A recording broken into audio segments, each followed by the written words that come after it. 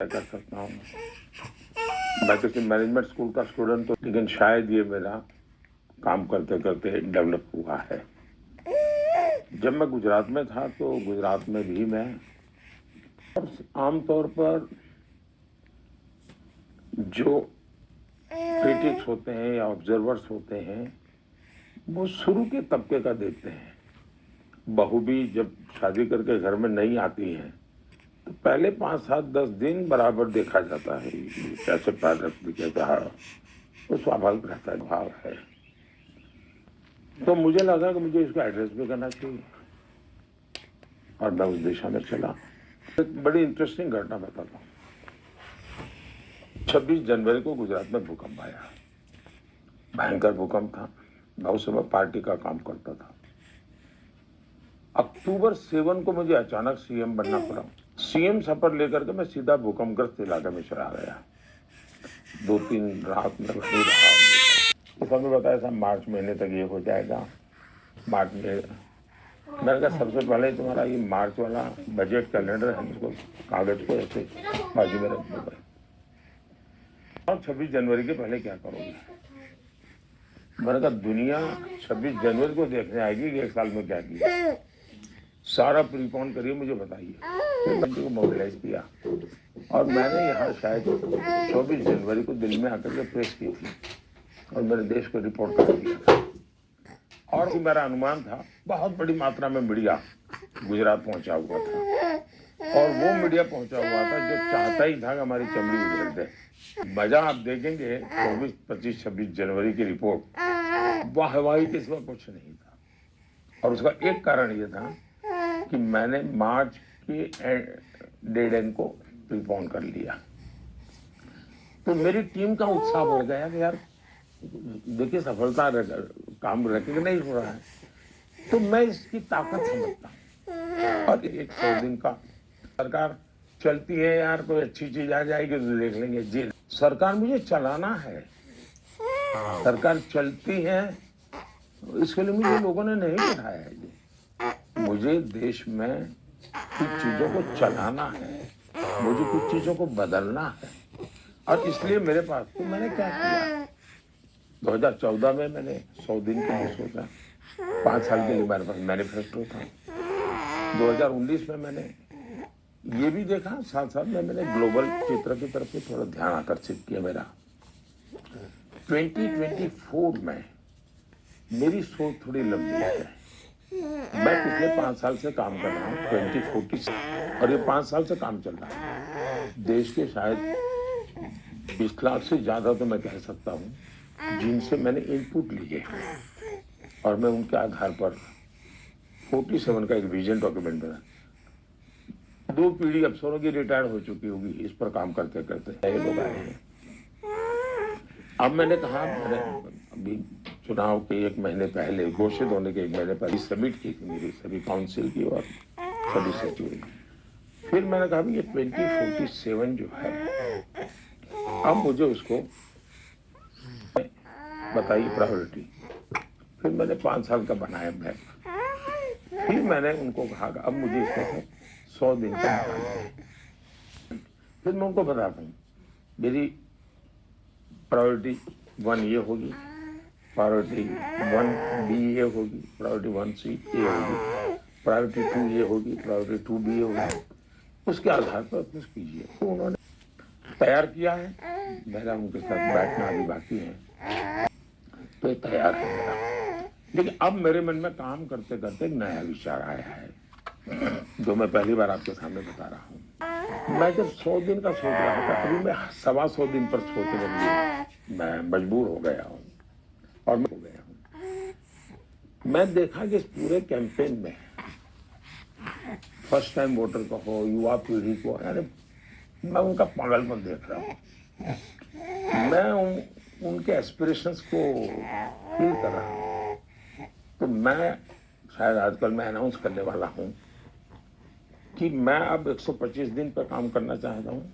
100 दिन का मैंने प्लान कर लिया है। मैं 25 दिन और जोड़ना चाहता हूँ और उसमें प्योरली मैं यूथ को चाहता हूँ। आप मुझे आइडिया दीजिए, आप मुझे अपनी प्रायोरिटी बताइए। तो मैं 25 दिन टोटली डेडिकेट करना चाहता हूँ मेरे देश के युवाओं को। तो 125 का मैं अब करूंगा काम, 100 से मैं आगे बढ़ रहा हूँ 25 दिन का। तो हो सकता है सर हमारा कार्यक्रम देखने के बाद, ये इंटरव्यू के बाद शायद यूथ अपने आप ही आपको मैं पहली आइडिया। बार आपके सामने बोला हूँ, जी, तो हो आप सकता बता है सकते कि हैं यूथ बहुत को। ही लोगों को अच्छा लगेगा। हाँ। जी सर, देखिए ये कितनी बड़ी बात। पहुंचे में आप बहुत काफी लेट है, बहुत लेट है आप। मुझे राष्ट्रपति पुतिन का फोन आया था सितंबर की मीटिंग के निमंत्रण के लिए। मुझे G7 का फोन आया था कि हमें मीटिंग में चाहिए। तो दुनिया को तो बुरा है कि ये सरकार बनने वाली है, आप काफी लेट हैं। लेकिन फिर भी देर आए दुरुस्त आए। अच्छा ही है। जहां तक चुनाव का सवाल है, मैंने 1 साल पहले मेरी पार्टी को कहा था, मीटिंग में कहा था कि कैंडिडेट का इंतजाम करो। आपका कैंडिडेट घोषित हो चुका है और वो है कमल। कमल ही आपका कैंडिडेट है और कोई कैंडिडेट है ही नहीं। तो आज मैं सिर्फ कमल के लिए ही काम करना तय कर चुका है। मेरी पार्टी को मैंने उस प्रकार से गैल्वेनाइज कर दिया था। तो हम कमल के लिए ही, सब लोग कमल के लिए काम कर रहा हूँ, मेरे साथी भी कमल के काम और हमारे ओपोनेंट भी कमल के लिए काम कर रहे हैं, क्योंकि वो जितना कीचड़ उछालते हैं कमल ज्यादा खिलता है। तो वो काम वो कर रहे हैं और हम कमल की बात पहुंचा रहे हैं। पर आपको ऐसा लगता है कि ये आपका सबसे कंफर्टेबल? ये हमने कंफर्ट जोन में जाना नहीं चाहिए। अगर ये कंफर्टेबल है तो चुनौती खड़ी करूंगा। देखिए, आप देखोगे स्ट्रेट हाईवे होता है ना, वहाँ एक्सीडेंट ज्यादा होते हैं। जहाँ कर्व आते हैं वहाँ एक्सीडेंट कम होते हैं। मैं जागरूक रखना चाहता हूँ मेरी टीम को, दौड़ाए रखना चाहता हूँ। तो मैं कंफर्ट जोन वाली दुनिया मुझे मंजूर नहीं। पर लोग भी कहते हैं कि अगर सब इतना आसान है तो इतनी मेहनत क्यों कर रहे हैं आप? मेहनत तो मैं इसको जनता जनार्दन के दर्शन करना, उनकी भावनाओं को समझना, यही तो मेरी प्राण शक्ति है, ये मेरी ऊर्जा है। दूसरा, लोकतंत्र में चुनाव को हमने हार के अर्थ में नहीं लेना चाहिए। ये बहुत बड़ा एक प्रकार से ओपन यूनिवर्सिटी होती है। आपके पास अवसर होता है अपने विचारों को लोगों तक ले जाने का, और आप जब डायरेक्ट विचार ले जाते हैं तब न डाइल्यूशन आता है न डाइवर्जन आता है, यानी परफेक्टली मैसेजिंग आप कर सकते हैं। फिर आप काशी से गया तो मेरा काशी का मिजाज अलग था, लेकिन मैं कोडरमा गया, वहां का जो दृश्य देखा तो मैंने अपना पूरा भाषण का विषय बदल दिया। पहले मैं जाता था रास्ते में कुछ अलग सोचता था मैं, क्योंकि मुझे लगा कि मुझे ये जो लोग हैं मुझे इनके साथ ये बात करनी है। और मैं मानता हूँ सभी राजनीतिक दलों का कर्तव्य है कि वे चुनाव का भरपूर उपयोग करें, अपनी आइडियोलॉजी से एजुकेट करें, अपनी वर्किंग स्टाइल से एजुकेट करें, अपने प्रोग्राम से एजुकेट करें। ये काम सबने करना चाहिए। मैं तो चाहूंगा अभी भी करें, अभी 15-20 दिन बचे हैं, अपने मतदाताओं को एजुकेट करें, लेकिन नहीं कर रहे हैं। मोदी जी लोग हैं, आपके संतान है, अगर आपका बच्चा 90 मार्क लाता है तो आप उसको जरूर कहते होंगे अगली बार 95 लाना है, जरूर कहते होंगे। लाए होंगे, बोले 99 है, 100 लाना तो मुश्किल है, लेकिन फिर भी देखो ना, जरूर कहते होंगे। हमारे पास ऑलरेडी 19 से 24 400 थे एनडीए के रूप में और एनडीए प्लस के रूप में। तो ये बनता है अभिभावक के रूप में भी कि भाई 400 पार आगे जाना है। तो ये मेरी जिम्मेवारी बनती है, क्योंकि हम निरंतर आगे बढ़ना चाहिए। मैं ये तो नहीं कह सकता 90 आए यार, तेरे किसी दोस्त को 60 आएंगे तो चल जाएगा, तुम चिंता मत करो, ऐसा नहीं कह सकता। 90 है तो मैं कहूंगा 95 लाओ। तुम्हारे और दोस्तों को क्या है उसके आधार पर थोड़ा सोचते हैं। दूसरी बात है, जहां तक ये लीडरशिप का कर्तव्य है जी, कि दूसरे के सर पर ठिकरा फोड़ दिया जाता है, नेता भाग जाते हैं, चमड़ी बचाते हैं। ये तो देश के लिए सबसे निराशा और दुख की बात है। कम से कम एक इंसान है जो जा रहा है, जो भागता नहीं है, जो कहता है जी मैं ये कहता हूं, मेरी जिम्मेवारी है।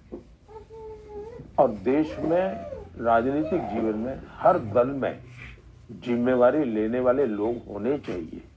ऐसे ही है जो अपने साथियों पर ठिकरा फोड़ करके भाग जाए, ये शोभा नहीं देता है जी। प्रधानमंत्री रहने के लिए क्या करना होगा, सगुफे छोड़ने पड़ते हैं, वरना तो हवा बनी है यार। ये तो जीता हुआ है, चुनाव में क्या है यार, एडवर्टाइजमेंट भी नहीं मिलेगा, कुछ कम बेकार हो जाएगा।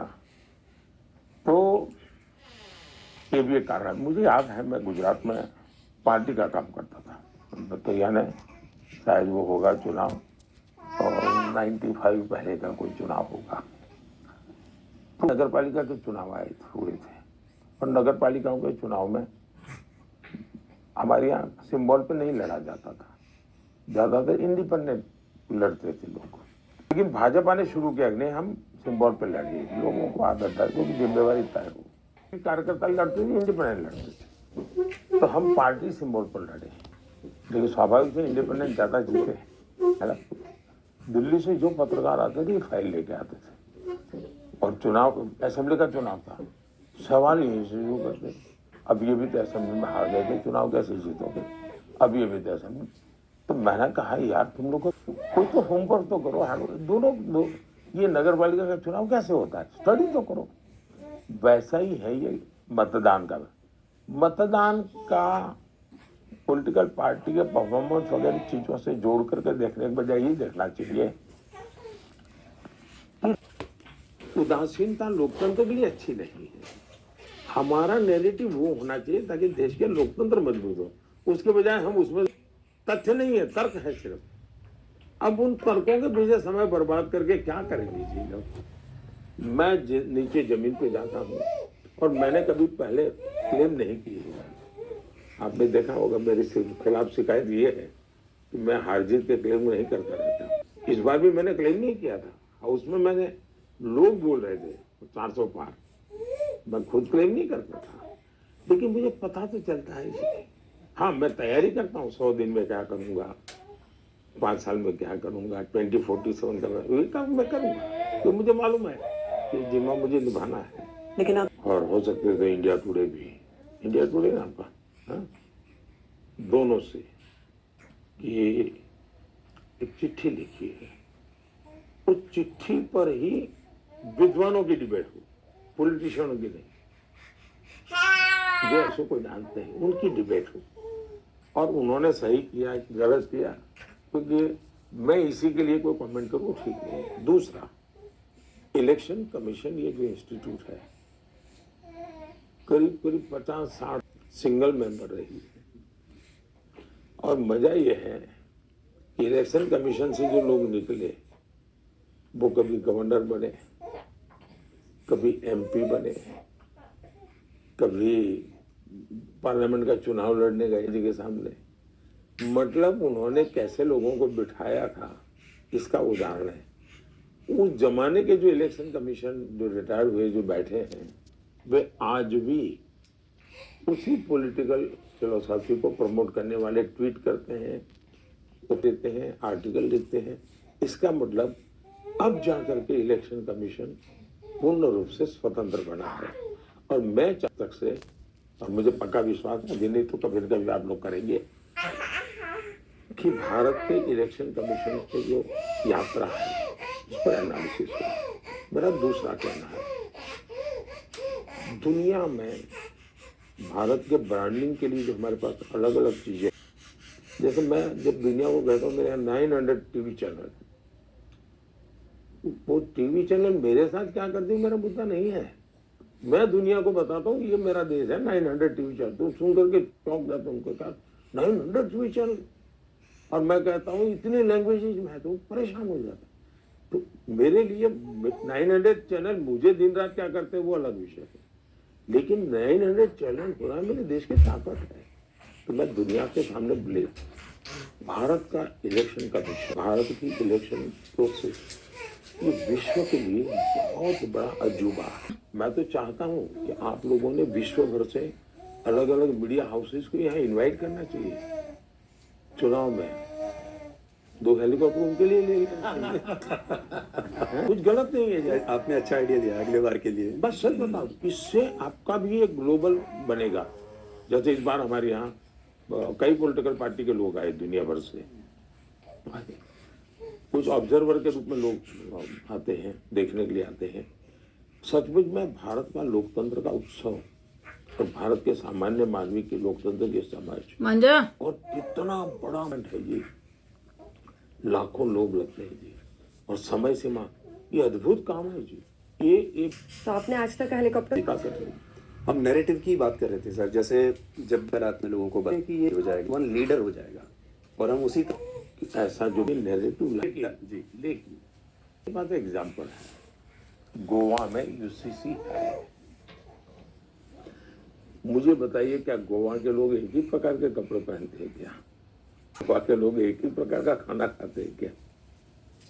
क्या मजाक बना के रखा है यूनिफॉर्म सिविल कोड, इसका कोई लेना देना ही नहीं जी। भारत की सुप्रीम कोर्ट ने कम से कम 2 डज़न बार कहा है कि इस देश में यूसीसी लाओ।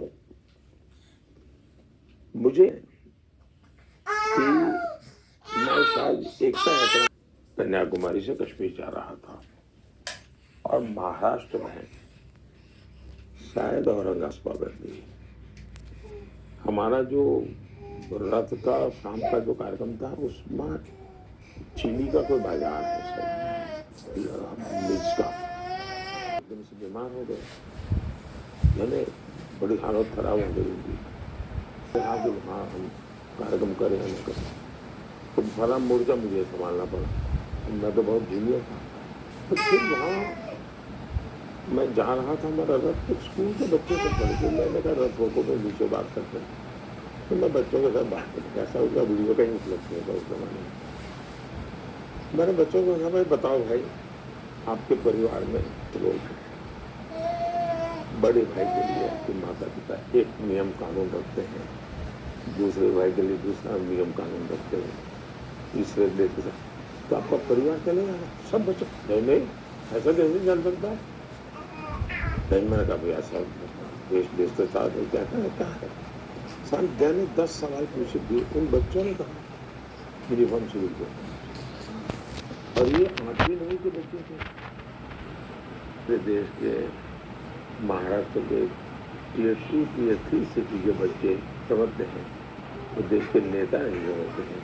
तब मेरे मन में ये झूठे नैरेटिव, और नैरेटिव को इंसान नहीं करता, माफ करना, इस देश के मीडिया हाउस का गैर जिम्मेदार व्यवहार है, जो ऐसे गलत नैरेटिव को पढ़ देते। एक आदमी की क्या ताकत है, ये बोलता रहेगा, कौन कौन पूछेगा? देश के लिए ये किसी पॉलिटिकल पार्टी का विषय नहीं है, देश के संविधान में लिखा हुआ है कि भारत को उस दिशा में जाना चाहिए। क्या उस समय के हमारे लोगों को ये था कि सबको गुलाब लगाना पड़ेगा, इसलिए इसी से आने वाला था, संविधान सभा में ये आया था नैरेटिव में, तो मैं नहीं मानता। लेकिन इस देश में ऐसा भी झूठ चल सकता है, सिर पैर नहीं पूछ रही थी, मैंने संविधान की चर्चा। इस देश में सबसे पहले संविधान के साथ खिलवाड़ किसने किया? पंडित नेहरू ने किया। पहला संविधान में उन्होंने जो अमेंडमेंट लाए, स्ट्रिक्ट करने वाला लाया, यानी वो लोकतंत्र के भी खिलाफ था, संविधान के भी खिलाफ था। दूसरा, उनकी बेटी आई प्रधानमंत्री, बेटी ने क्या किया? जजमेंट दिया कि आप पार्लियामेंट में हम नहीं रह सकते, तो कोर्ट के जजमेंट को उलट कर दिया। देश में आंदोलन चला, तो उन्होंने इमरजेंसी लगा करके सारे अखबारों को बंद कर दिया। ऐसा हुआ, अरुणपुरी को इंडिया टुडे का जन्म हुआ, जो भी फायदा हुआ वो उनके रोजी रोटी का सवाल है, उसी से जन्म हुआ। उसके बाद उनके बेटे आए, साहबानों का जजमेंट आया, उन्होंने सुप्रीम कोर्ट के जजमेंट को उलट किया, संविधान की बदलाव उन्होंने। फिर उन्होंने एक कानून लाए, जो कानून था मीडिया पर रिस्ट्रिक्शन का।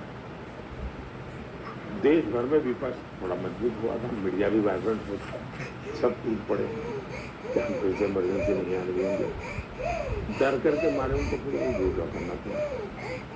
फिर उनके साथ तो रिमोट कंट्रोल सरकार गई, प्रधानमंत्री भी थे पद पर, संविधान की कोर्ट में सरकार गई, सरकार मुझे पसंद है, नहीं पसंद नहीं कर सकते। भारत के लोकतंत्र के द्वारा संविधान की कोर्ट के खत्म सरकार, संविधान की कोर्ट से कैबिनेट बनी थी। उस कैबिनेट ने एक निर्णय किया और एक साझेदार प्रेस कॉन्फ्रेंस बुला करके कैबिनेट के निर्णय की तथ्य उठा दी। कैबिनेट फिर अपने मुद्दे को रिवर्स कर देती। इसका मतलब ये हुआ कि एक ही परिवार के 4 लोगों ने अलग अलग समय पर संविधान की धज्जियां उड़ा दी है। उस संविधान के लिए इस प्रकार की गंदी हरकतें करने का जमाना चला गया और इसलिए मैं आज डंके के चोट पर लोगों को कहता हूं कि मोदी जिंदा है तब तक जो संविधान सभा की मूल भावना है कि धर्म के आधार पर आरक्षण नहीं होगा, मैं इसके लिए लड़ाई लड़ूंगा, मेरी जान खपा दूंगा मैं इसके लिए। धर्म के आधार पर आरक्षण, धर्म के आधार पर अपने देश को बांट दिया, ये करोगे क्या? सिर्फ अपना पद बना रहे, चेयर मिलती रहे, इसलिए ये स्किल करके रहोगे, देश से स्वीकार नहीं करेंगे। और मैं देश को एजुकेट करूंगा, उसके लिए मैं अपना जीवन खपाऊंगा। मोदी जी कि पार्लियामेंट के अंदर डिबेट करने के लिए बार बार हम कह रहे हैं ये, लेकिन इनको लगता है कि हमारे पास कहने को कुछ नहीं, कहने वाले भी लोग नहीं। जितने नए एमपी आए हैं वो आके मुझे कहते हैं साहब हमारे तो 5 साल बर्बाद हो गए, हम एक शब्द बोल नहीं पाए हाउस में। मैंने कभी उनको नहीं कहा आप तो करना ऐसा करो, 1 घंटा आपके यंग जो फर्स्ट टाइम एमपी है उनको मौका दो, फिर डिस्टर्ब करो, बाद में करो डिस्टर्ब। इनको जीवन पर ये सब मैं कह चुका हूँ कि मेरी कोशिश रही है कि लोग कुछ करें, लेकिन दुर्भाग्य है कि कांग्रेस का ये परिवार के लिए लोकतंत्र मतलब उनका सत्तागत होगा। वे आज भी ये स्वीकार करने को तैयार नहीं है कि 2014 से इस देश में कोई दूसरी सरकार देश में चुनी है कि कोई दूसरा मन से स्वीकार नहीं करता है, और इसलिए वो हर जगह भी उनके मैनिफेस्टो के मुद्दे अगर आप इम्प्लीमेंट कर रहे हैं तो भी उनको बुरा लग रहा है। उनकी कही हुई बातें आज अगर आप इम्प्लीमेंट कर रहे हैं उनको तो खुशी होनी चाहिए, भाई ये तो हम कहते थे आप कर रहे हैं, अच्छी बात है, हमें मौका नहीं मिला। मुखर्जी कहते थे आप मुझे किताब ले सकते हैं कि मेरे साथ जिन्होंने काम किया कितना डेमोक्रेसी में और राष्ट्रपति के इंस्टीट्यूशन की कितनी प्रतिष्ठान में बढ़ाई। सुप्रीम कोर्ट मुझे बताइए, ऊपर से लोग कहते हैं कि सरकार की तो सुप्रीम कोर्ट में भी चलती ही नहीं है, हम पर तो आरोप लिया है और उसमें हमारा हम लोग एबिलिटी के लिए क्वेश्चन किया जा रहा है। इसका मतलब एक लोग थे जो जुडिशरी को मैनेज करते थे और वो इंस्टीट्यूशन ठीक थी। मैं मानता हूँ मुझे क्यों मैनेज करना चाहिए, कानून का काम करेगा। प्रधानमंत्री जी जैसे मैं कहता हूँ कि परिवारवादी पार्टी, मुझे सवाल क्या पूछते हैं कि राजनाथ जी का बेटा भी कर, दोनों में फर्क है जी। हम मुद्दों को इस प्रकार से डाइवर्ट करने की मदद मीडिया कम से कम इन लोगों को मिलता है, मेरा आग्रह है। परिवारवादी पार्टी कहता है उसका मतलब है कि party of the family, by the family, for the family. किसी परिवार के 10 लोग अगर पब्लिक लाइफ में आते हैं तो बुरा है, ऐसा मैं नहीं मानता। बढ़ चढ़ करके आगे जाते हैं तो बुरा नहीं मानता, लेकिन वो पार्टी नहीं चलाते, पार्टी निर्णय करती। वैसे ही ईडी जो कदम उठाती है वो कदम, आप मुझे बताइए, आज से 20 साल पहले ब्लैक मार्केट पर सर्च हुई, रेड हुई, इतना चीजें पकड़ी गई, इतनी चीनी पकड़ी गई, अब वो खबरें आती हैं तो नहीं आती। क्यों? क्योंकि उस सब्सिट्यूट पे जो भी काम किया, जो कानून में बदलाव आया, टैक्सेशन में परिवर्तन आया, तो ब्लैक मार्केट की दुनिया हिंदुस्तान की पब्लिक लाइफ में थिएटर भी अब ब्लैक मार्केट वाला सुनने को मिलता नहीं है, इसलिए नहीं कोई संसद में चला गया। थिएटर में वो सुन नहीं मिलता है कि भाई ब्लैक मार्केट चला गया। भ्रष्टाचार भी जा सकता है, क्यों? अगर उसके पास जिसकी काम जिम्मेवारी है वो काम करे तो सच में जब पूछना चाहिए कि 10 साल तक ईडी को इतना पगार दिया, उन्होंने काम किया क्या है? 2004 से 2014 काम क्यों नहीं किया?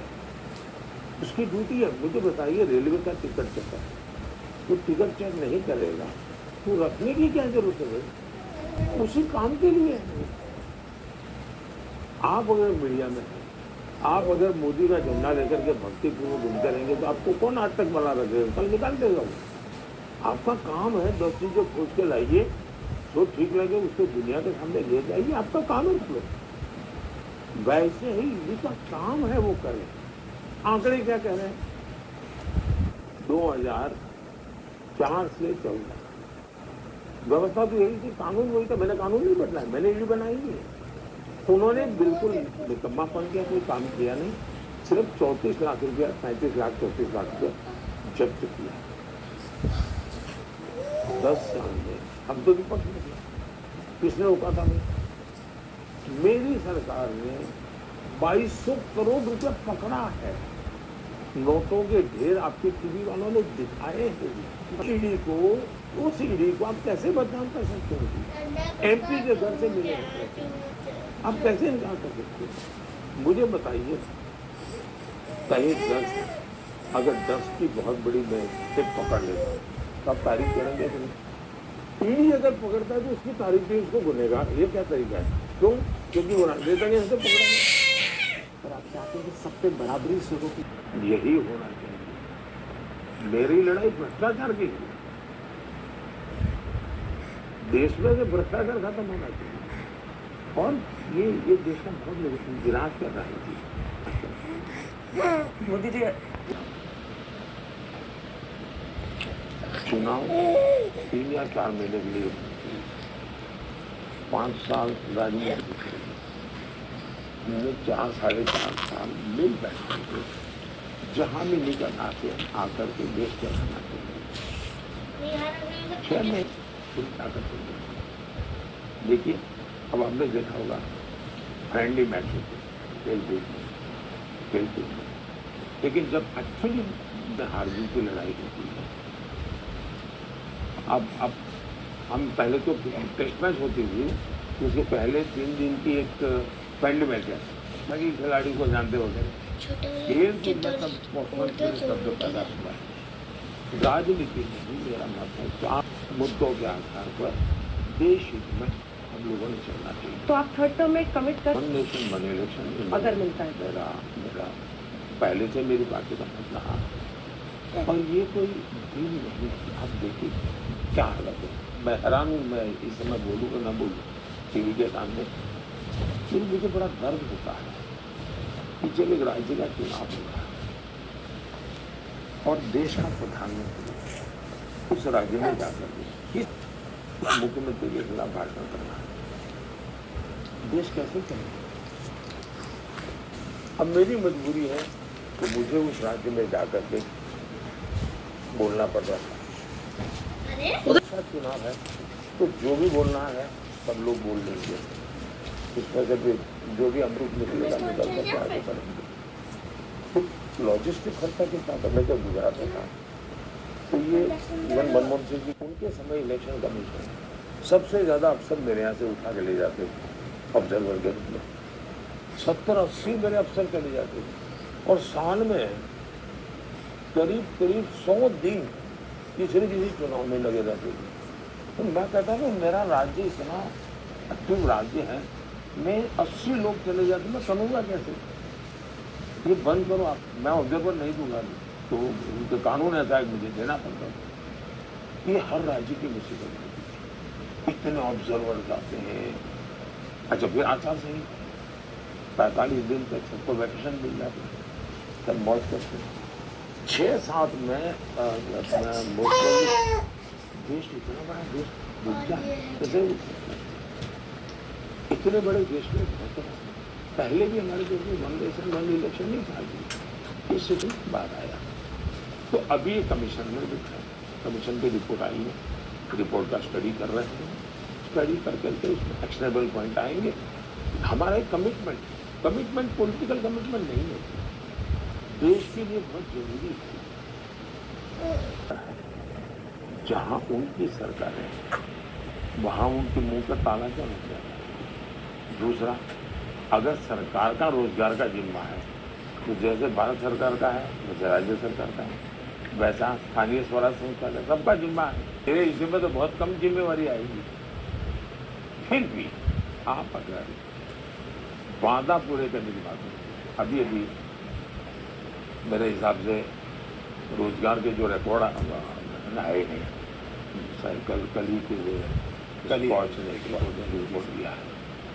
10 साल में जो माइक्रो फाइनेंस हुआ है, इस माइक्रो फाइनेंस के कारण जो रोजगार उपलब्ध हुआ है, अब रोजगार नहीं मांगेंगे। केंद्र की 10-12 जो योजनाएं थी जिसके आधार पर उन्होंने एनालिसिस किया कि भाई एक घर बनता है तो कितने पर्सन आवर्स रोजगार मिलता होगा। पहले मैन आवर्स कहते थे, अब जेंडर न्यूट्रल दुनिया हो गई तो पर्सन आवर बोलते हैं।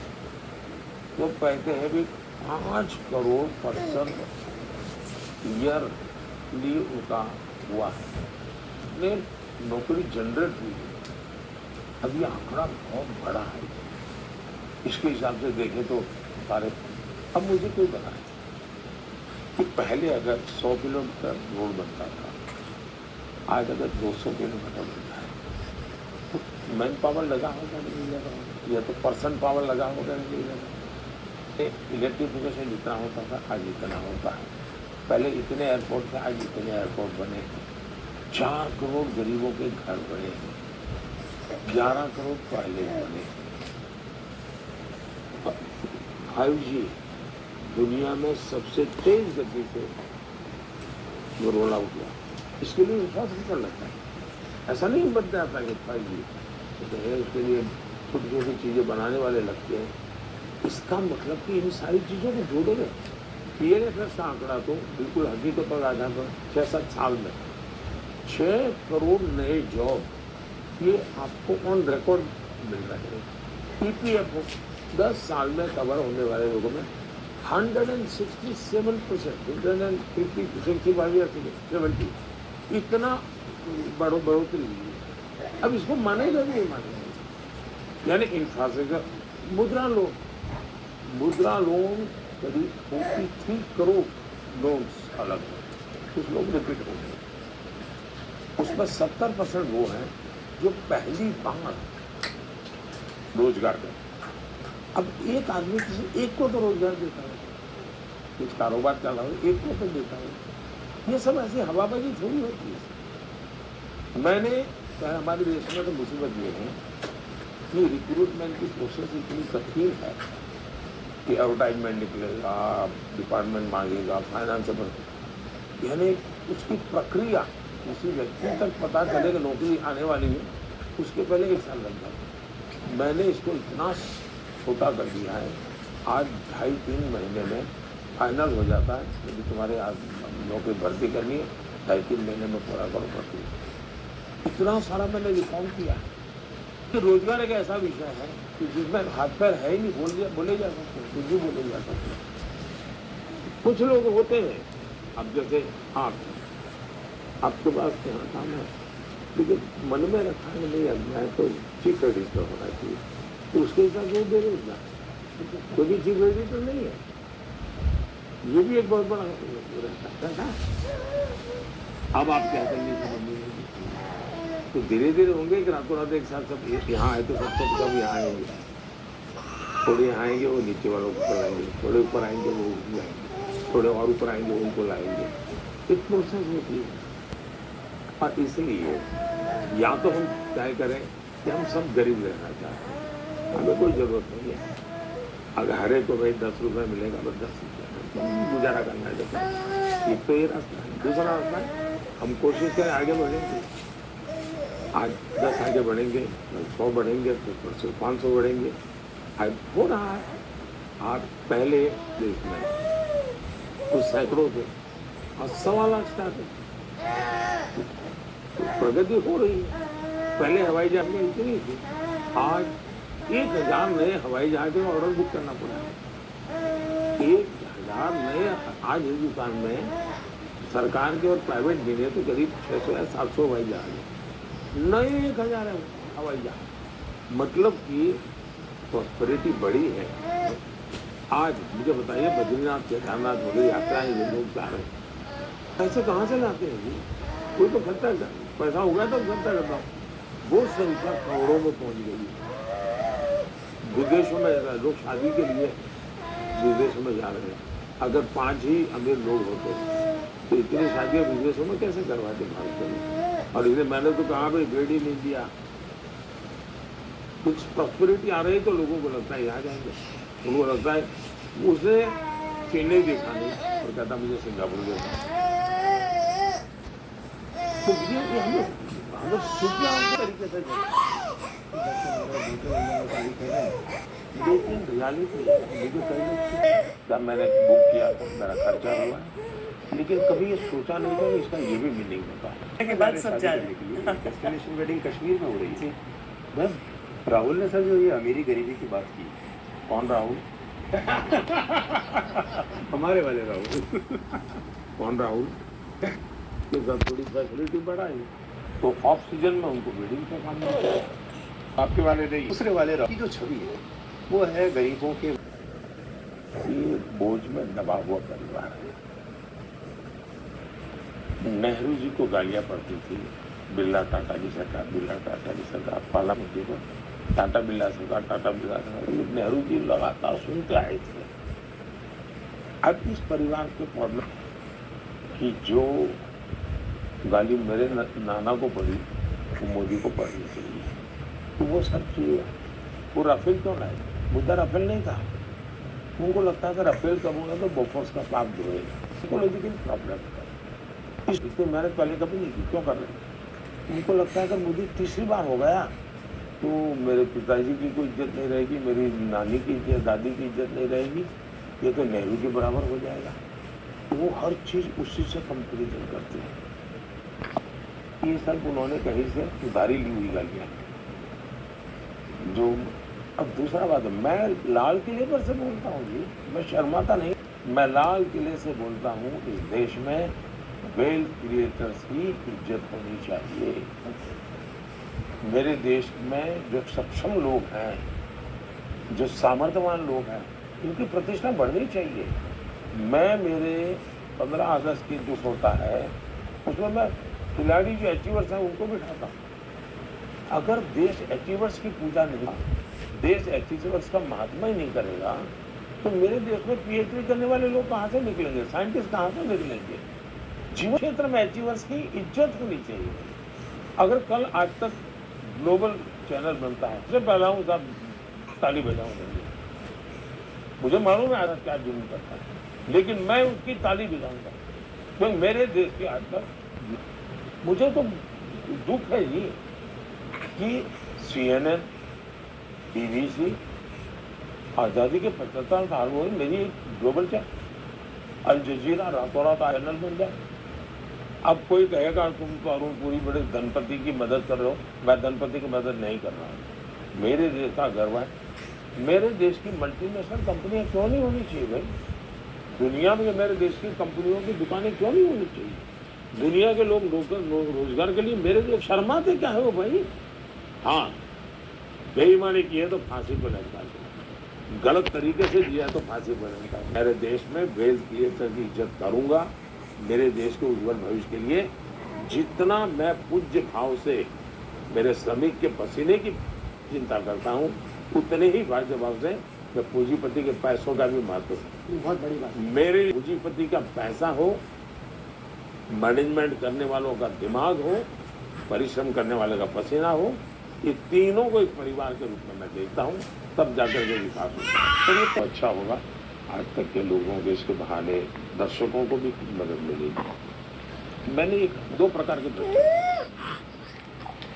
एक जो बड़े बड़े कारोबार में करते जिनमें लेने वाला भी कुछ बताता नहीं, देने वाला भी, लेकिन ज़्यादातर निर्दोष लोग, जैसे बंगाल में शिक्षकों की भर्ती में पैसे गए, तो पता है कि भाई इस आदमी को नौकरी मिली, उसके पास सर्टिफिकेट और कुछ नहीं, और उसने बेचारे ने यहाँ से कर्ज लिया या अपनी जमीन गिरवी रखी या घर गिरवी रखा और उसमें से इतना पैसा दिया, तो ट्रेल।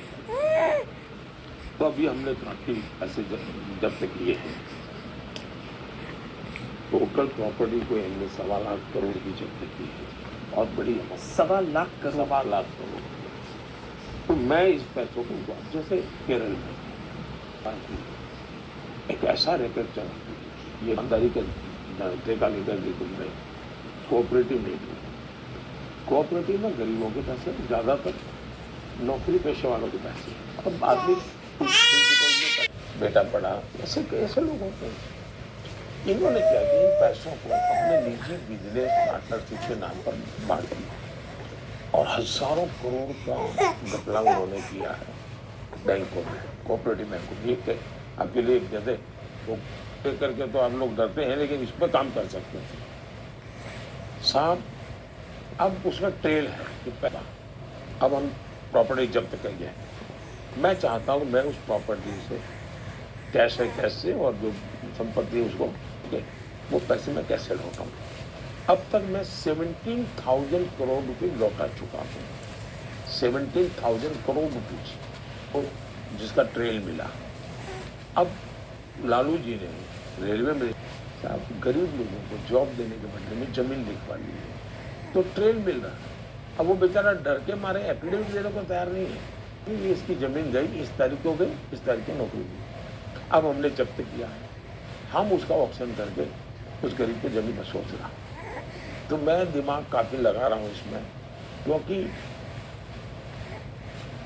ये मेरा मन से फील हो रहा है, ये गरीबों का पैसा है, ये लोगों ने अपने पद का दुरुपयोग करके लूटा है, इनको मिलना चाहिए। कानूनी बदलाव, लीगल टीम की मदद ले रहा हूँ मैं, क्योंकि जुडिशरी के लोगों से मैंने कहा, मैंने कहा बिल्कुल रात ना बताओ, मुझे ड्यूटी पड़े रखने से क्या मतलब है मेरा। वैसे हमने जो न्याय संहिता नहीं लाए हैं उसमें कुछ सुविधाएं हम लाए हैं, और वो कानून एक तो ऐसा बना। मेरे यहाँ भावनगर में जब मैं मुख्यमंत्री था, तो वो काला गुड़ होता है, वो पकड़ा गया बहुत बड़ी मात्रा में।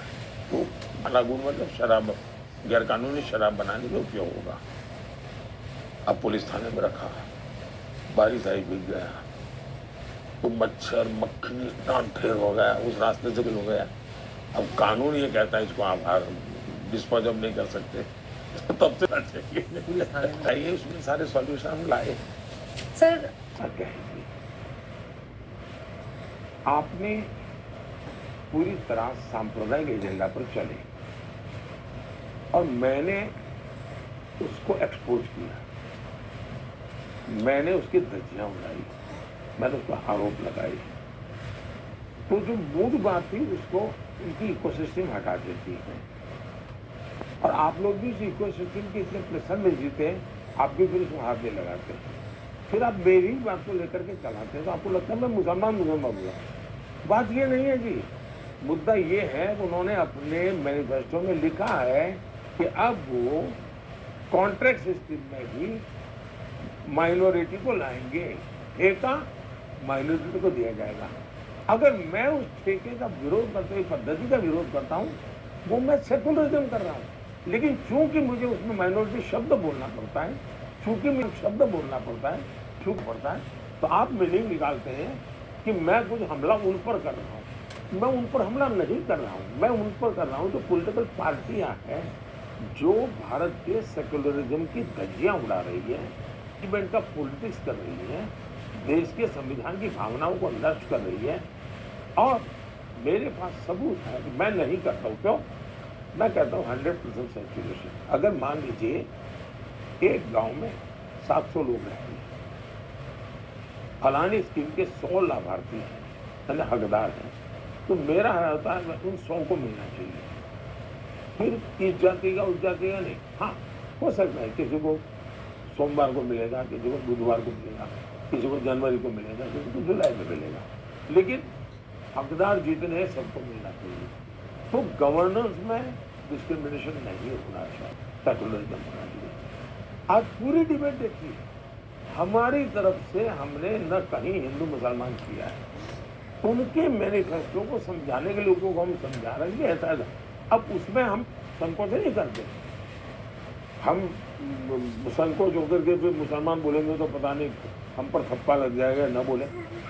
मैं मुसलमानों को समझा रहा हूँ, ये तुम्हें मूर्ख बना रहे थे 75 साल तुम क्यों मूर्ख बन रहे हो। और मैं बुद्धिमान मुसलमानों को कहता हूँ जरा समझो भाई क्या मिला तुम्हें। अच्छा, धर्म के आधार पर उन्होंने देश तो ले लिया, क्या वो देश मदरसा से चल जाएगा क्या? क्या उनको एडमिनिस्ट्रेटर नहीं चाहिए? क्या उनको डॉक्टर नहीं चाहिए? उनको इंजीनियर नहीं चाहिए? आपको स्टेटस को बुझाना पड़ेगा। ये आप इंजीनियर है तो आपको हाथ में कोई कागज पेन लेनी पड़ेगी। मुसलमानों को यही कहना है। वो सुन रहे हैं, वो वोट पहला, ये वोट के लिए जो करने वाली आदत है ना देश में, ये खत्म होनी चाहिए। सब कुछ वोट के लिए करोगे क्या? देश के लिए कुछ नहीं करोगे? सत्ता पाने के लिए करोगे? मैं इसका घोर विरोधी हूँ। जो करूंगा वो देश के लिए। वोट तो बाय प्रोडक्ट होता है। वोट के लिए देश को डुबो नहीं सकते। और मुझे ऐसी सत्ता नहीं चाहिए जो मेरा देश को बर्बाद करे। ऐसी सत्ता मुझे मंजूर नहीं है। आपने कहा आप कभी हिंदू मुस्लिम न कभी किया है न करता। लेकिन अगर 3 तलाक गलत है वो मैं कहता हूँ तो मैं मुसलमान विरोधी हूँ। ऐसा अगर आप मुझे लेबल लगा देते हैं तो वह आपकी मजबूरी है, मेरी मजबूरी नहीं। नहीं, कुछ ऐसा लेबल लगाने की कोशिश कि मेरे इस चुनाव में आपने सवाल पूछा होता मुझे अच्छा लगता, लेकिन आप लोगों ने नहीं पूछा। लेकिन मैं सवाल भी पैदा करता हूँ, जवाब भी देता हूँ। इस पूरे चुनाव में मेरे लिए संतोष के पल कौन सी है? तो मेरे लिए संतोष के पल है श्रीनगर का वोटिंग। क्योंकि इसने इस बात को ठप्पा मार दिया कि मैं कोई डिस्क्रिमिनेशन नहीं करता। मेरी सरकार धर्म के आधार पर भेदभाव नहीं करती। जहां तक राज्य का दर्जा का हमने पार्लियामेंट में प्रॉमिस किया हुआ है और हम उस पर कमिटेड हैं। हाँ, हम सफल होना चाहते हैं। सफल होने से पॉलिटिकल पावर में नहीं, स्थितियों में। और पहले हम पर क्या गालियां पड़ती थी, आपने इंटरनेट बंद कर दिया। मीडिया में हम जाते थे मीटिंग में तो आप लोग मिलते थे, इंटरनेट बंद कर दिया। कौन सा लोकतंत्र?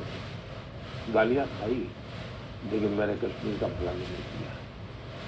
मैं दूर का देख सकता था, आप 24 घंटे क्या देखते थे, मैं देश के लिए देखता था। और इसलिए मैं इंटरनेट की गालियां खाने के बाद भी, इंटरनेट बंद कर करके भी मैं नौजवानों को गलत रास्ते से बचाने में सफल हुआ।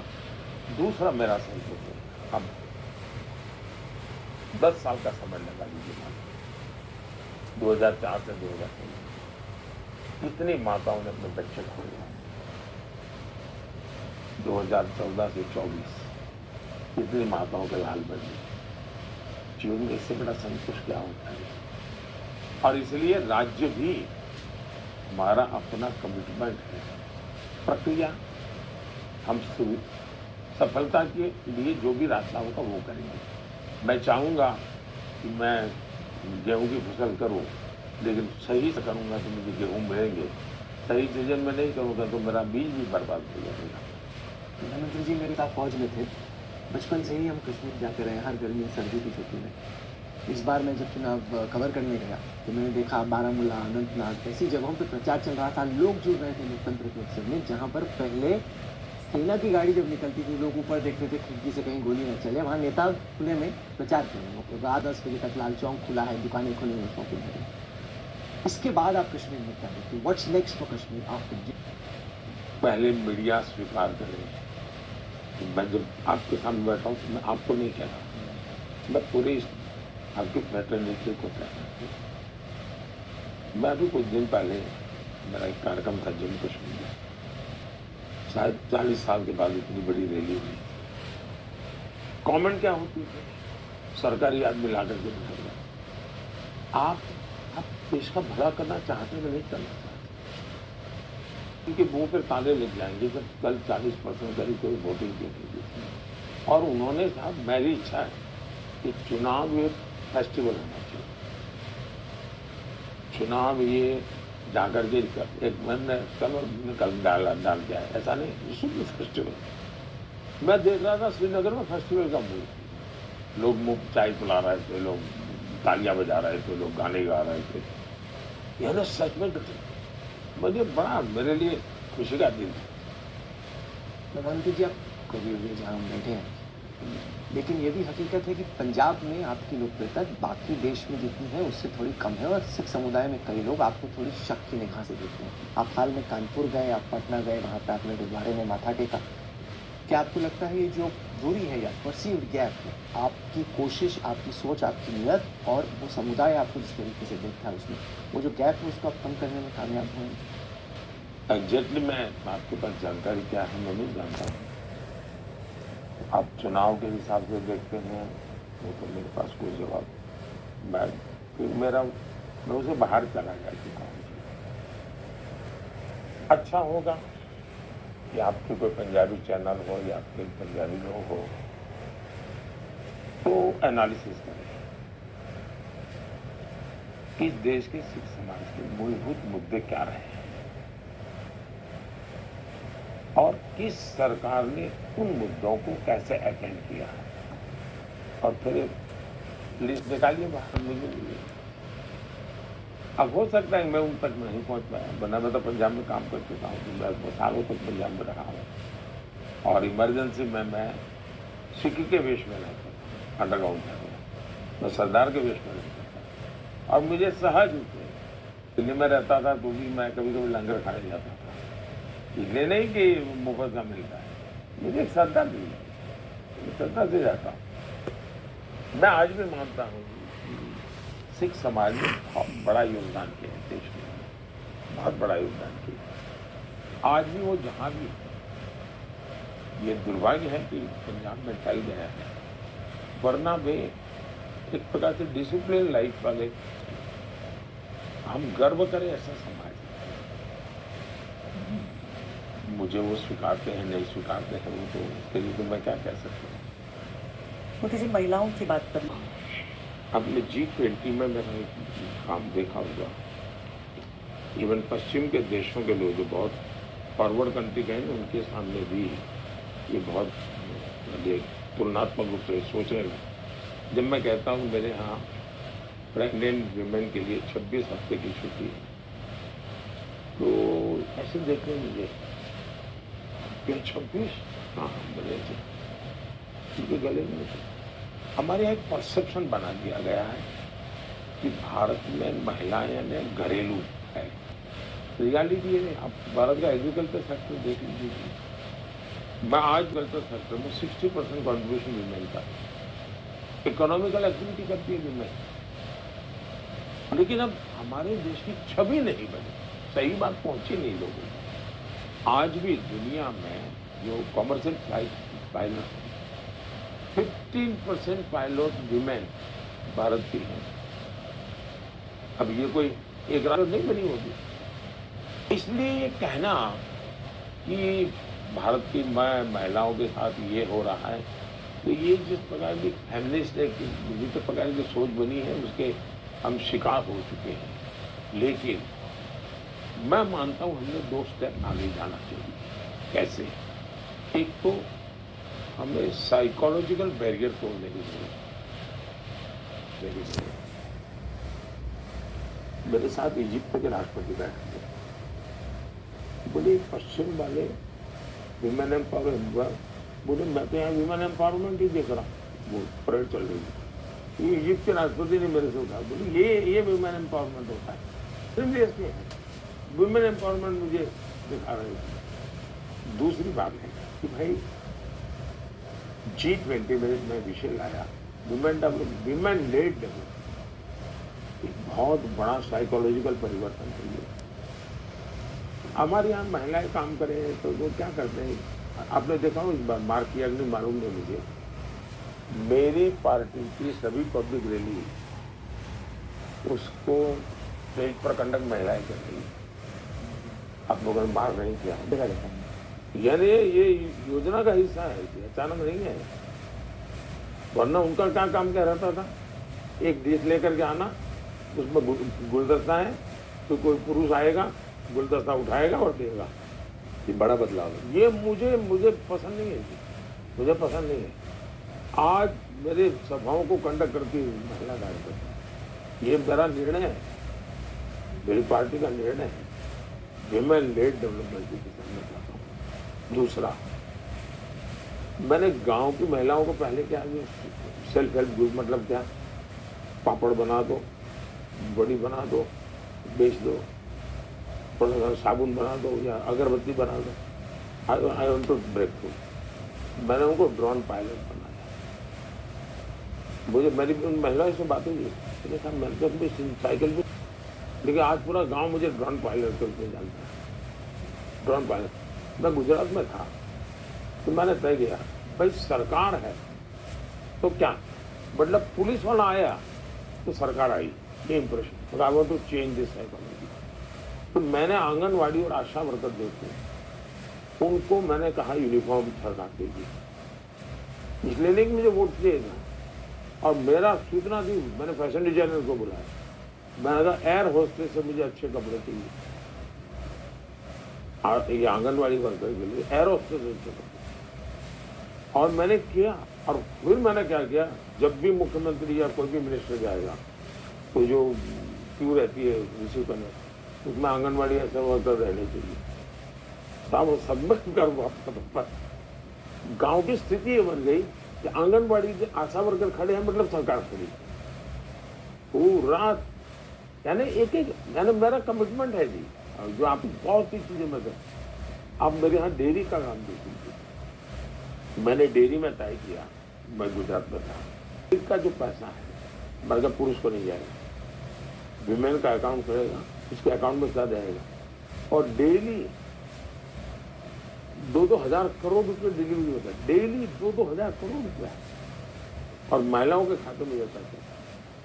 अभी काशी में मैंने एक डेयरी शुरू की, मैंने कहा डेयरी तब शुरू होगी पैसे महिलाओं के खाते में जाएंगे, वो पशु वो पालन करे, दूध की चिंता वो करे, भरने के लिए वो आ जाए, अब पैसे कोई वो ले जाए, नहीं चले।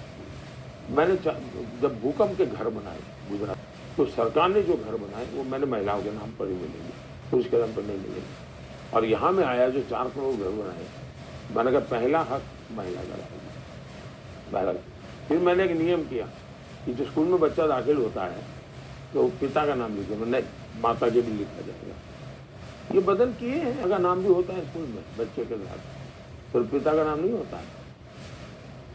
तो आपको एक तो आपकी थॉट प्रोसेस काम करती है, फिर उस वजह छोटी चीज आपको सोचती, और ये ताकत नीचे से लानी पड़ती है। नीचे से जब ताकत आती है तब जाकर के वो परिणाम मिलता है। मैंने एक काम किया, बड़ा इंटरेस्टिंग है, ये सुनने जैसा है, जैसे मैं आपको मीडिया पाओगे आप लोग देखना। मैं गुजरात में नया मुख्यमंत्री बन के गया, तो पंचायतों के चुनाव हुए, 1500 पंचायत के चुनाव हुए। अब मेरा कोई ज्यादा ध्यान भी नहीं था, क्योंकि मैं भूकंप के काम में लगा पड़ा था मुख्यमंत्री बनने के बाद। तो मुझे एक दिन मैसेज आया कि भाई खेड़ा डिस्ट्रिक्ट के पंचायत के सब जो मेंबर है वो मिलना चाहते हैं। अगर पंचायत मंत्री से मिलवा दीजिए, उनका कोई काम होगा। मेंबर महिला है, सभी मेंबर महिला बने। नहीं बोले गांव ने तय किया कि इस बार प्रधान महिला है तो मेंबर भी महिला बढ़ाएंगे। तो बोले कोई पुरुष मेंबर है ही नहीं, तो वो महिला ही मिलना चाहती। तो मेरा थोड़ा इंटरेस्ट हो गया, मैंने कहा बुलाओ भाई के पास कोई गांव का छोटा सा। तो आए, वो कोई 11 मेंबर का वो होगा, 11 बहनें आई, और जो प्रधान बनी थी 8वीं कक्षा तक पढ़ी थी, बाकी एक भी पढ़ी लिखी नहीं थी। तो मैंने से पूछा उनको क्या काम था, नहीं बोले हम सब महिलाएं चुनकर आई, तो आपको नंबर से करना। अच्छा, मैंने कहा 5 साल मिले हैं आपको, क्या करोगे, आपके मन में क्या इच्छा। तो प्रधान ने जो मुझे कहा ना, कोई दुनिया का कोई इकोनॉमिस्ट नहीं बता सकता। उस प्रधान ने मुझे कहा था, हमारा गाँव छोटा है, लेकिन मेरी इच्छा है 5 साल में मेरे गांव में एक भी गरीब नहीं, प्रधान उसको इकोनॉमी की समझ थी। बोले मेरे गांव में कोई गरीब नहीं, ऐसा कुछ करना है मुझे उसमें से आइडिया आया। तो मैंने फिर चुनाव आया तो मैंने कहा मैं हम समृद्ध गांव करेंगे। वैसे फिलोसॉफिकली मैं इससे परिचित था, क्योंकि विनोबा भावे उनके एक साथी थे डॉक्टर द्वारकादास जोशी, वो मेरे गांव के थे, और वो उनकी पत्नी रतनबेन बड़े सेवावती थे, विनोबा जी के साथ जीवन खपाया था। तो मैंने उनका भाषण बचपन में सुना था। मुझे ये याद नहीं है कि मैंने विनोबा जी को सुना था कि द्वारकादास जोशी को सुना था, मुझे उतनी मेमोरी नहीं है, लेकिन बचपन में मैंने सुना। उन्होंने कहा भाई देखिए, लोकसभा का चुनाव होता है ना, तो बैरजर नहीं होते, बैरजर शब्द ठीक है, बैर बैर हाँ जैर ऐसा नहीं होता। बोले असेंबली का चुनाव होता है, तो गाँव में जब चुनाव होता है ना, तो गाँव दो भाग में बढ़ जाता है। बेटी भी बोले ससुराल से वापस भेज देते हैं, क्योंकि उसको वोट नहीं दिया। तो बोले गांव में सहमति का चुनाव होना चाहिए, ये मैंने बचपन में सुना। तो वो एक बात, तो फिर महिला वीडियो दोनों मेरे ब्रेन काम करने लगा।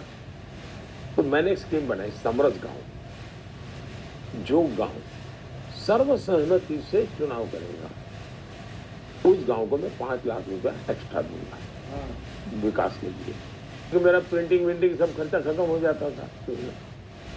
फिर मुझे विचार आया कि जो गांव सबकी सब महिलाएं करेगा उसको मैं 7 लाख दूंगा। फिर मैंने कहा कि जो गांव में सब महिलाएं होंगी तो वहाँ का जो गवर्नमेंट अफसर होंगे वो भी महिलाएं होंगी, हो सके तो पुलिस भी मैं वहाँ महिला रखूंगा, और मैं इनको पैसे भी दूंगा, और तहसील लेवल तक मैं वहाँ महिलाओं की पूरी ऊपर से नीचे तक 45% विलेजेस सहमति से मेरे यहाँ होने लगे, और आज भी चल रहे हैं। हम पैसे भी देते हैं, और करीब करीब कई गांव ऐसे हैं कि जब प्रधान गांव में महिला है तो फिर गांव तय करता है सब महिलाएं मेंबर, और मैं बताऊं तो इतना बढ़िया परफॉर्म करती है। यानी छोटी छोटी चीजों को करना पड़ता है। डबल मुझे याद है जिस दिन ओबामा आए तो राष्ट्रपति भवन में उनके सम्मान में सब महिलाएं खड़ी थी, जो परेड होती है, तो और उनको लीड करने वाली भी महिला थी। तो ओबामा ने कहा महिला है, यस मुझे मालूम है मैं अपने देश पर हमारी बेस्ट एंकर यहाँ भी आप देखिए सर, यहाँ भी शायद पुरुष है और 50% महिलाएं हैं। नहीं, कहने का तात्पर्य है कि भाई हम परसेंटेज के हिसाब से न देखें। सचमुच में जो मैं विकसित भारत कहता हूँ ना, तो विकसित भारत के 2 मूलभूत आधार में देखते। एक ईस्टर्न इंडिया, जहाँ संपत्ति बहुत है, ये भी सबसे ज्यादा मेरा पूर्वी उत्तर प्रदेश, मेरा बिहार, बंगाल, उड़ीसा। इकोनॉमिकली अगर मैं इसको ताकत पश्चिम के बराबर भी लिया हूँ ना, पश्चिम मतलब गुजरात, महाराष्ट्र, गोवा, पंजाब, पूरा संपत्ति है, तो मेरी नेचर, और दूसरा मेरी महिलाओं की शक्ति। ये 2 ऐसे एरिया हैं जिसमें भरपूर पोटेंशियल मैं देखता हूँ, और वो मेरे 2047 का सबसे बड़ी सफलता था मेरा। यानी बिल्कुल मैं कन्विंस हुई, यही मुझे परिणाम देगा और मुझे परिणाम मिलेगा। इसी से जुड़ा मेरा अगला सवाल विषय नहीं है, मुद्दा ये है कि पॉलिटिकल पार्टियों ने मेरे लिए खजाने खाली करने चाहिए क्या? सैद्धांतिक मुद्दा ये है, क्या मुझे खजाना लूटाने का अधिकार है क्या? मुझे एम्पावरमेंट के लिए योजनाएं बनाने का हक है देशों में, क्योंकि हमने अब देखिए क्या होता है।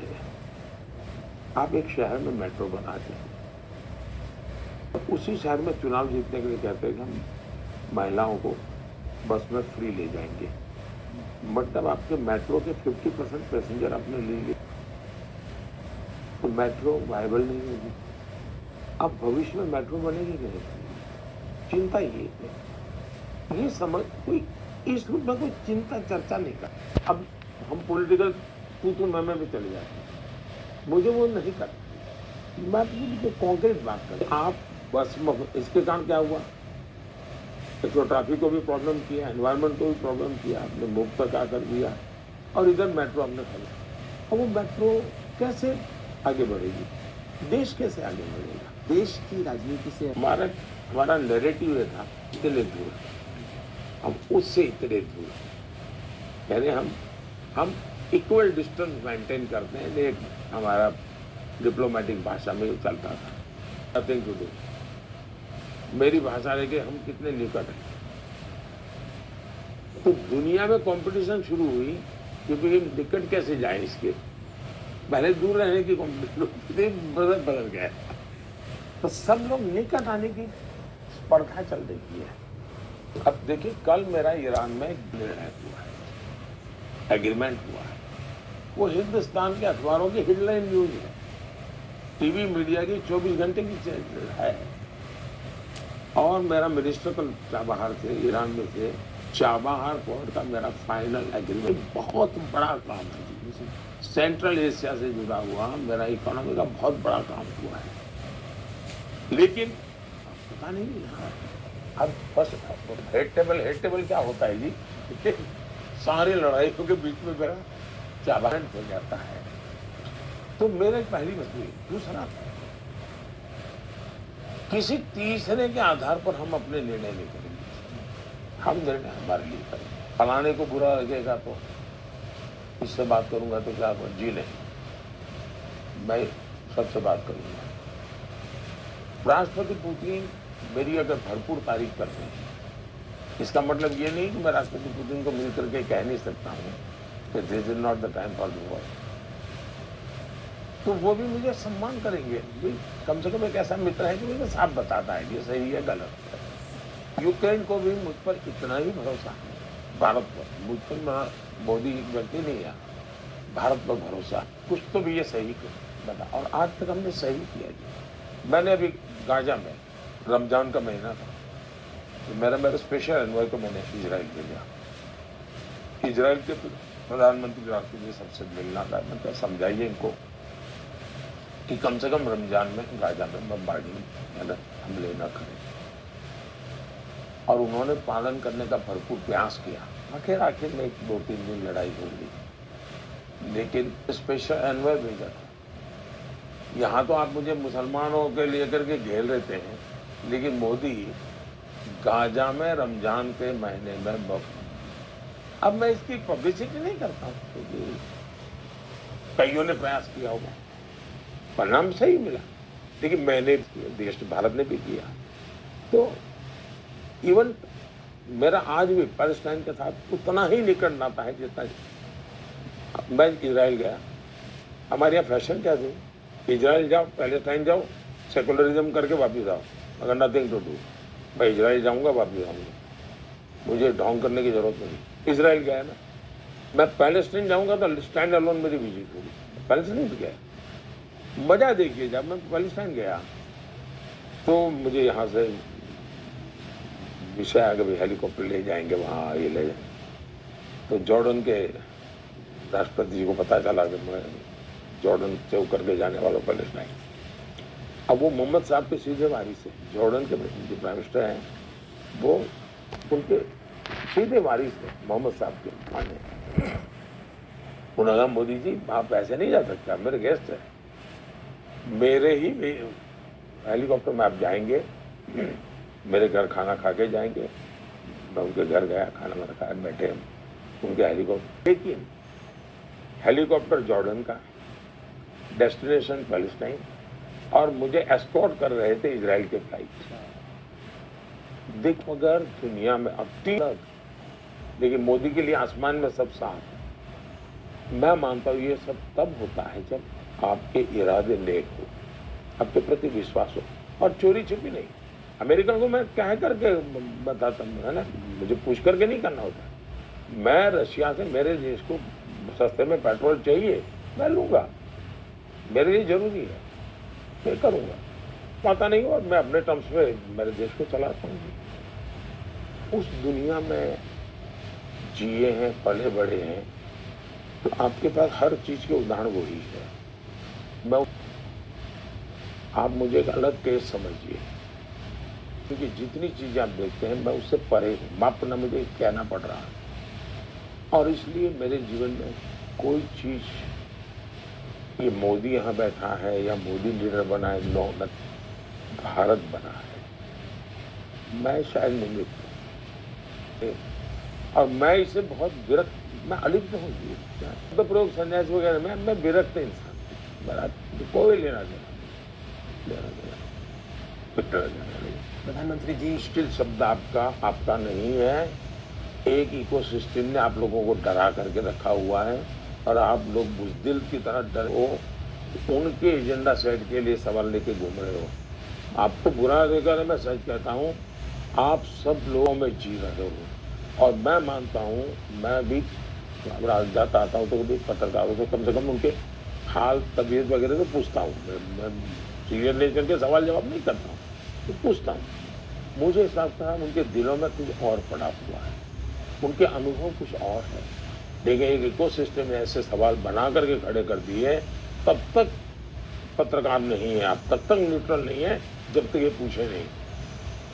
इसे मुझे आपको भी निकालना है, वो काम भी मैं ही करूँगा। सर, जब आप इंटरव्यू करने का मौका हम लोगों को दिया करते थे, अब जब आप प्रेस मिनिस्टर बने हैं तो आप प्रेस कॉन्फ्रेंस नहीं करने का मौका भी कम ही कम मिलता है। तो लोग ये पूछते हैं कि जो मोदी जी के सवाल का जवाब दे सकते हैं, तो आखिरकार प्रेस कॉन्फ्रेंस या इंटरव्यू? पहली बात ये है कि अगर पिछले इस चुनाव मुझे आज देखेंगे तो आज तक मैं देखूंगी।